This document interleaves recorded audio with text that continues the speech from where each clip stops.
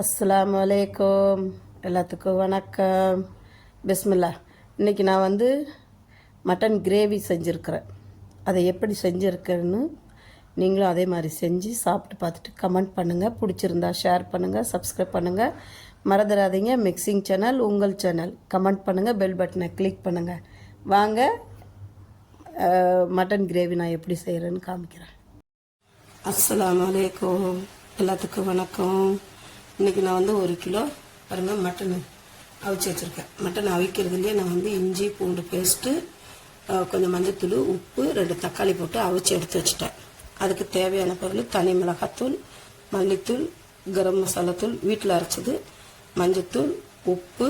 இது வந்து கடைசியாக பெப்பர் தூள் போட்டு இறக்கிறதுக்கு. இனி இதெல்லாம் வதக்கி அரைக்கணும். இதுக்கு நான் அரைக்கிறதுக்கு என்னென்ன எடுத்து வச்சுருக்கேன்னா ஜீரகம், பெருஞ்சீரகம், பட்டை, ஒரு 7-8 முந்திரி கொட்டை எடுத்து வச்சுருக்கேன். 2 கருப்பு ஏலக்காய் எடுத்து வச்சுருக்கேன். ஒரு பெரிய பல்லாரி எடுத்து வச்சுருக்கேன். இது வந்து நான் கொத்தமல்லி வீட்டில் கிடைக்கிறப்ப கழுவிட்டு நல்லா காய வச்சு எடுத்து வச்சுருப்பேன். இது வந்து புதினா இலை. இது கடைசியாக தூவி விட்டு இறக்கிறதுக்கு செம்ம டேஸ்ட்டாக இருக்கும். சாப்பாடு கூட சாப்பிட்றதுக்கு, ரொட்டி கூட சாப்பிட்றதுக்கு, பூரி பாஜி எல்லாத்துக்கூடயும் சாப்பிட்லாம். இட்லி, தோசை, சப்பாத்திக்கெல்லாம் செம்ம டேஸ்ட்டாக இருக்கும். வாங்க இனி செய்யறது எப்படின்னு பார்ப்போம். இனி பாத்திரம் வச்சுட்டு நான் அதில் கொஞ்சோண்டு தேங்காய் தான் விடுறேன் வதக்கி அரைக்கிறதுக்கு.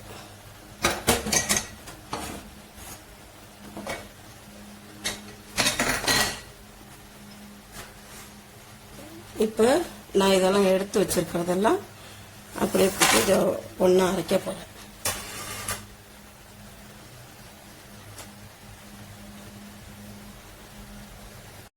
பாருங்க, இப்போ நான் வந்து இது நல்லா கொஞ்சம் கலர் சேஞ்ச் ஆனால் போதும். லேசாக சேஞ்ச் ஆகிடுச்சு. இந்த இதில் நான் வந்து ஒரு பெரிய வெங்காயம் போட்டுருக்கேன். ஏன்னா இது கூட தக்காளி போடணும். நான் தக்காளி வந்து கறியில் வேக வச்சுருவேன், அப்போ தான் நல்லாயிருக்கும். இது நல்லா கொஞ்சம் வதங்கட்டும், கண்ணாடி படம் வரட்டும். இங்கே பாருங்க, இந்த மாதிரி நல்லா வதக்கி எடுத்துட்டு இனி நைஸாக அரைச்சி எடுக்கணும். பாருங்க, இப்போ நான் கொஞ்சமாக எண்ணெய் விட போகிறேன். கொஞ்சமாக, ரொம்ப வேண்டாம், ஏன்னா நமக்கு வதக்கணும்ல, அதனால் கொஞ்சம் தேங்காய் எண்ணெய்.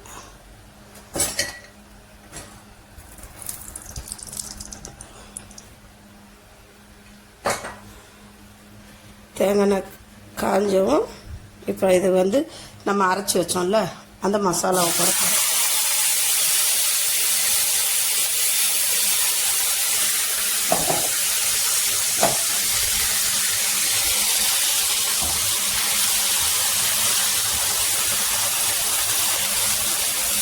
அந்த மசாலா ஒரு 2 நிமிஷம் வதங்கணும்.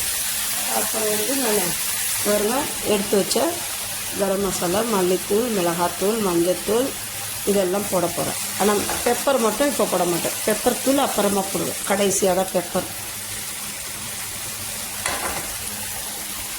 மிளகுத்தூள் வச்சுருக்கிறேன் தனியாக. இது கொஞ்சம் வந்து இந்த பச்சை வாசனை போகட்டும்.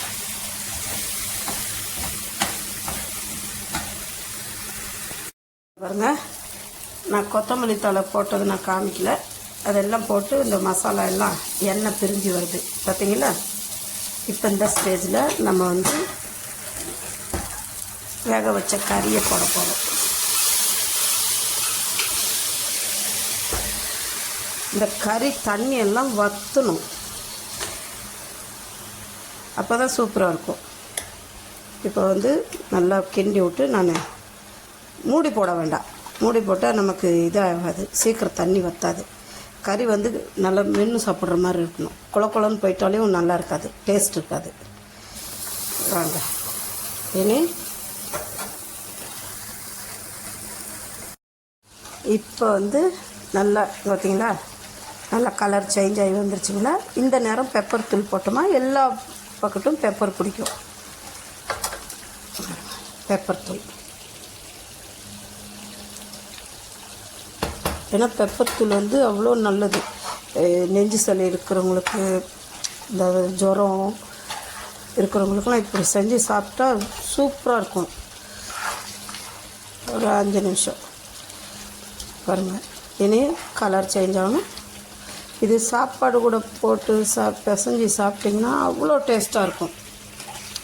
இட்லி தோசை கூட வச்சு சாப்பிட்லாம், பூரி கூட வச்சு சாப்பிட்லாம், ரொட்டி கூட வச்சு சாப்பிட்லாம். செம்மையாக இருக்கும். நான் இப்போ சாதம் வடிச்சிட்டேன். இனி ரொட்டி சுடுற வேலை பாக்கி. பாருங்கள் எப்படி இருக்குன்ட்டு. எப்படி இருக்குது? சூப்பராக இருக்க. பார்க்கவே சும்மா கலர்ஃபுல்லாக இருக்குல்ல.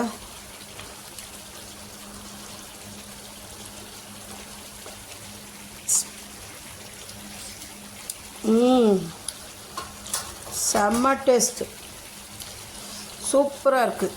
நீங்களும் இது மாதிரி செஞ்சு பாருங்களேன். 1 கிலோவுக்கு எவ்வளோ மசாலா பொடி வேணும், எவ்வளோ கரம் மசாலா போடணும், எல்லாம் இதில் டீட்டெயிலாக இருக்குது. நீங்கள் அதே மாதிரி செஞ்சு சாப்பிட்டு பாருங்கள். செம்ம டேஸ்ட்டாக இருக்கும்.